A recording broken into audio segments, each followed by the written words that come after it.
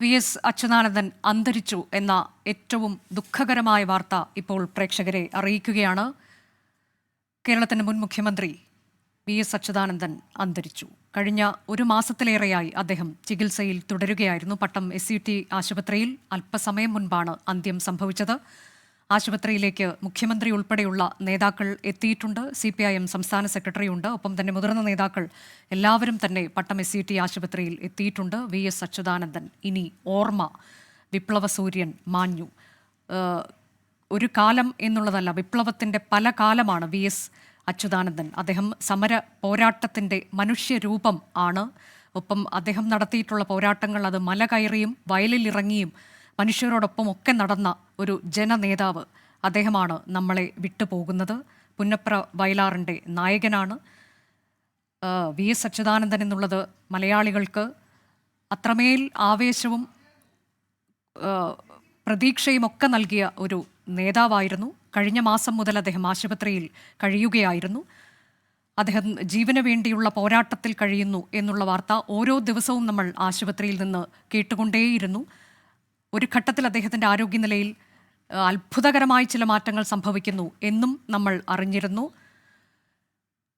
ഏറ്റവും ഒടുവിലായ അല്പസമയം മുൻപ് വി.എസ്. അച്യുതാനന്ദൻ വിട വാങ്ങിയിരിക്കുന്നുവെന്ന ഏറ്റവും ദുഃഖകരമായ വാർത്ത അതാണ് പുറത്തു വന്നിട്ടുള്ളത്. വി.എസ്. അച്യുതാനന്ദൻ ഇനി ഓർമ്മ. ബി ദിലീപ് കുമാർ കൂടിയുണ്ട് ന്യൂസ് ഡെസ്കിൽ നിന്ന്.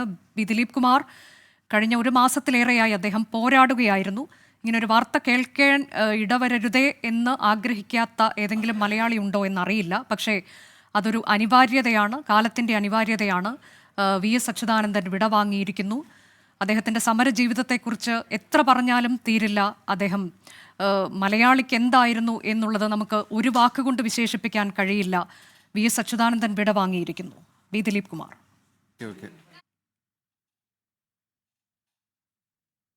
കേരളത്തിന്റെ സമരേതിഹാസം വി.എസ്. അച്യുതാനന്ദൻ അന്തരിച്ചിരിക്കുന്നു. അല്പസമയം മുമ്പാണ് തിരുവനന്തപുരം SUT ആശുപത്രിയിൽ അദ്ദേഹത്തിൻ്റെ അന്ത്യം സംഭവിച്ചത്. കേരളത്തിൻ്റെ രാഷ്ട്രീയ ചരിത്രത്തിൽ നേരത്തെ അനുജ പറഞ്ഞതുപോലെ വി.എസ്. അച്യുതാനന്ദൻ, അദ്ദേഹത്തിൻ്റെ ഇടപെടലുകളില്ലാത്ത കേരള രാഷ്ട്രീയം എന്നത് ചിന്തിക്കാൻ കഴിയാത്തതായിരുന്നു. സമീപകാലത്ത് എത്രയോ വിഷയങ്ങളിൽ, വിവാദ വിഷയങ്ങളിലടക്കം വി.എസ്. സ്വീകരിച്ച സുധീരമായ നിലപാട് മറ്റൊരു രാഷ്ട്രീയ നേതാവിനും സ്വീകരിക്കാൻ കഴിയാത്ത തരത്തിലുള്ള നിലപാടുകൾ, അത് പരിസ്ഥിതി വിഷയങ്ങളാകട്ടെ മനുഷ്യരുടെ വിഷയങ്ങളാകട്ടെ, അത്തരം വിഷയങ്ങളിലെല്ലാം വി.എസ്. അച്യുതാനന്ദൻ അത് അക്കാര്യത്തിൽ എന്തൊക്കെ എതിർപ്പുകൾ ഉണ്ടെങ്കിൽ പോലും അതിനെയൊന്നും വകവയ്ക്കാതെ അത്തരത്തിലുള്ള ഒരു ധൈര്യപൂർവ്വമുള്ള നിലപാടെടുത്ത രാഷ്ട്രീയ നേതാവായിരുന്നു വി.എസ്. അച്യുതാനന്ദൻ. പുന്നപ്ര വയലാർ സമരത്തിൻ്റെ ആ ആവേശത്തിൽ നിന്ന് ഉൾക്കൊണ്ടുകൊണ്ട്, രാഷ്ട്രീയ പാഠങ്ങൾ ഉൾക്കൊണ്ടുകൊണ്ടാണ് വി.എസ്. അച്യുതാനന്ദൻ തൻ്റെ രാഷ്ട്രീയ ജീവിതം കരുപ്പിടിപ്പിച്ചത്.